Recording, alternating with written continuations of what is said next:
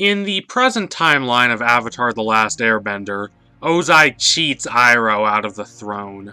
After Iroh returns from the siege of Ba Sing Se, Ozai asks their father, Azulon, to give him the throne instead of Iroh. But Azulon becomes irate and demands that Ozai kill his only son, Zuko, as punishment for asking this.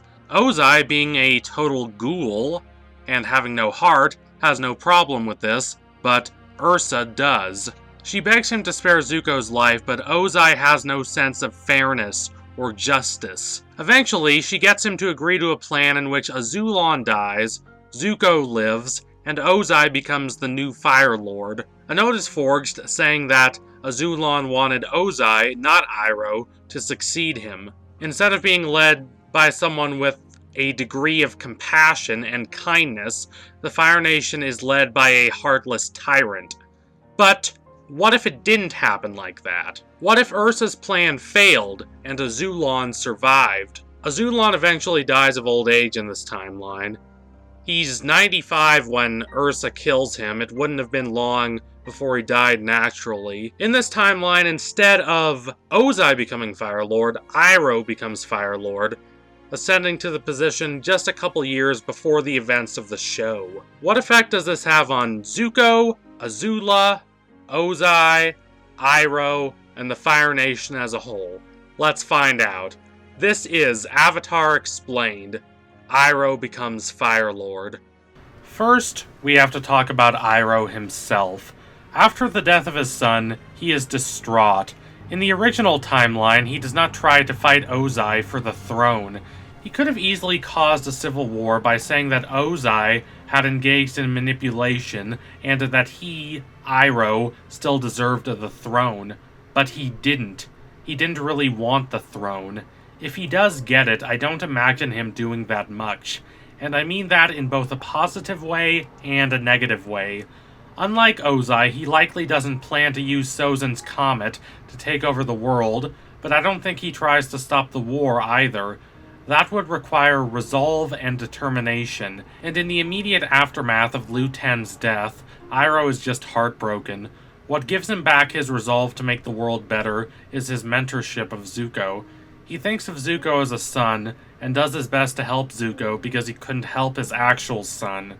The bond between Zuko and Iroh likely doesn't become as strong in this timeline for reasons I will explain later, so Iroh stays mired in hopelessness. This could play out in an interesting way in the show. Imagine if Team Avatar comes into Season 3 armed with relentless determination to defeat the Firelord, but when they finally do confront him, they find that he's not this menacing tyrant, but a despondent old man who would rather be serving tea and playing Pai Sho. I don't know if that would have made a better ending than the one we got, but it certainly would have been more interesting. It would have sent the message that assigning all the blame for a conflict to one individual is oversimplified. It would have sent the message that while a single individual, Sozin, may have started the war, it was sustained by complicated systems of people and events. In this scenario, I don't imagine Iroh putting up much of a fight.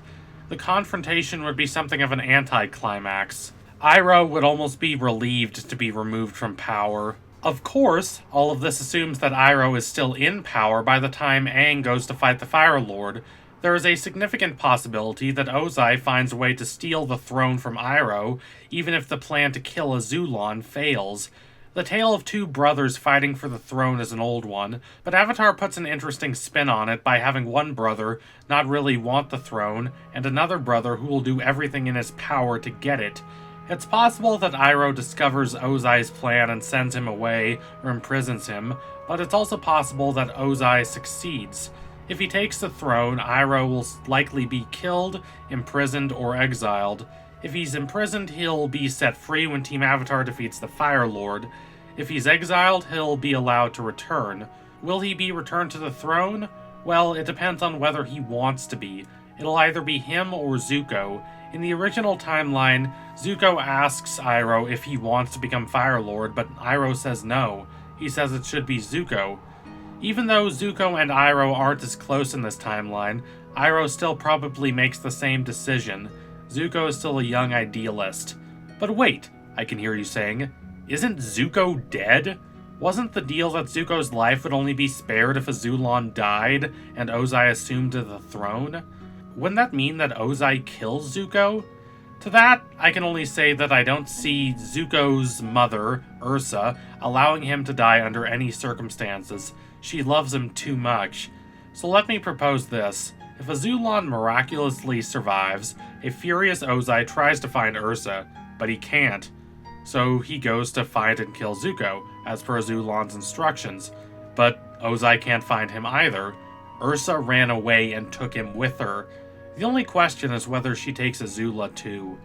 I think she tries to take Azula, but complications arise, and she has to make the heartbreaking call to leave her daughter behind. So Azula grows up with Ozai, and Zuko grows up with Ursa.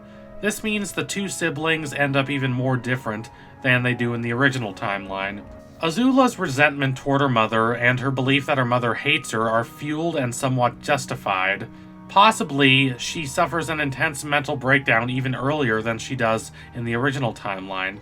In this alternate timeline, I'd like a scene where Ursa attempts to explain her actions to Azula, but Azula is too emotionally distraught, and she refuses to listen.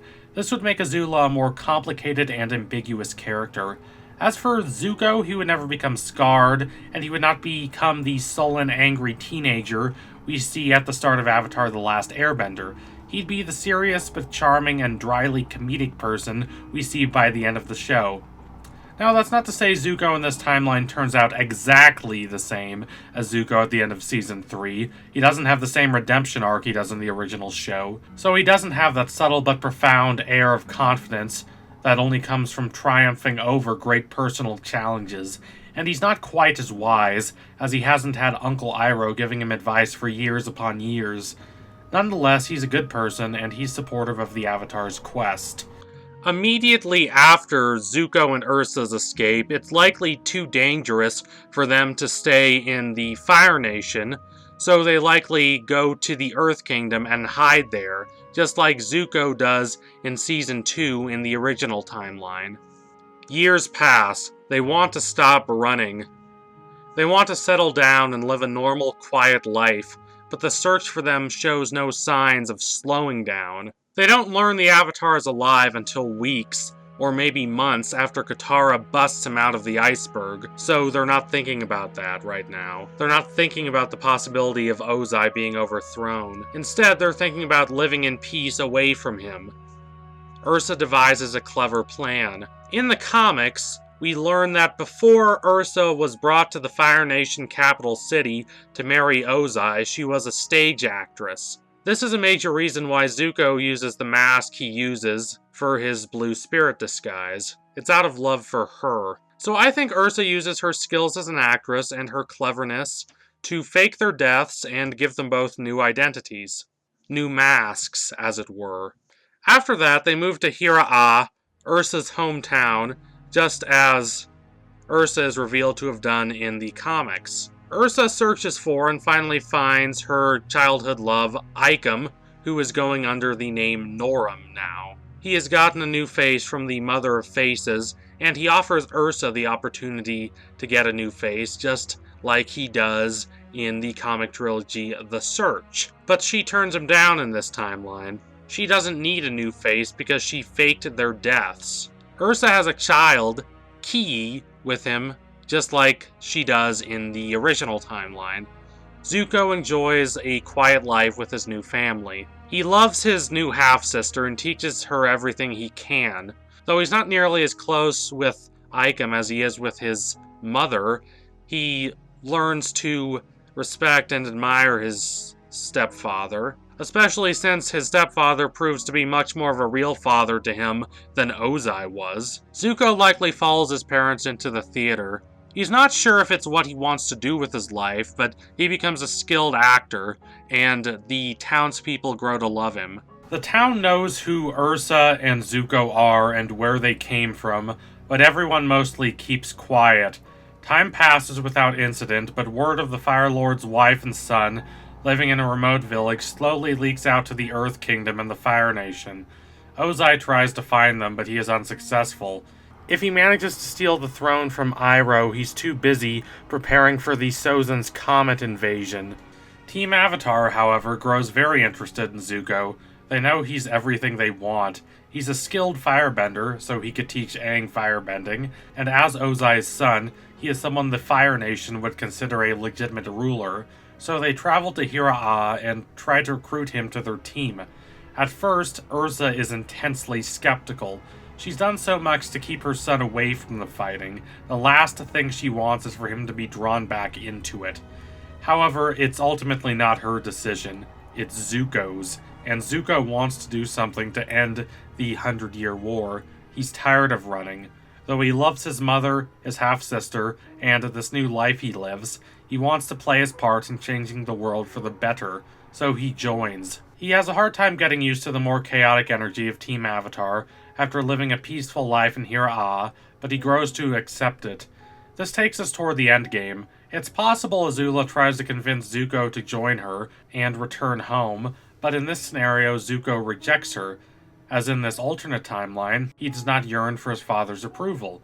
He considers his real home to be with Ursa on Hira'a. As such, Azula likely does not conquer Ba Sing Se. She's defeated or maybe even imprisoned. Nonetheless, she learns about the Day of Black Sun invasion, and she passes that information back to the Fire Nation. Remember, in this timeline her mental health is even worse than it is in the original timeline, as her belief that her mother despises her has been fueled by Ursa having taken Zuko but not her. It's possible that after this defeat in Ba Sing Se, she completely breaks down in the way that we see her break down at the very end of the original series.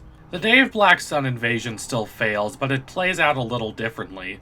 There's a lot of talk about Zuko being put on the throne, and the Fire Nation forces are not wholly unreceptive to this idea, especially if Iroh is still the Firelord.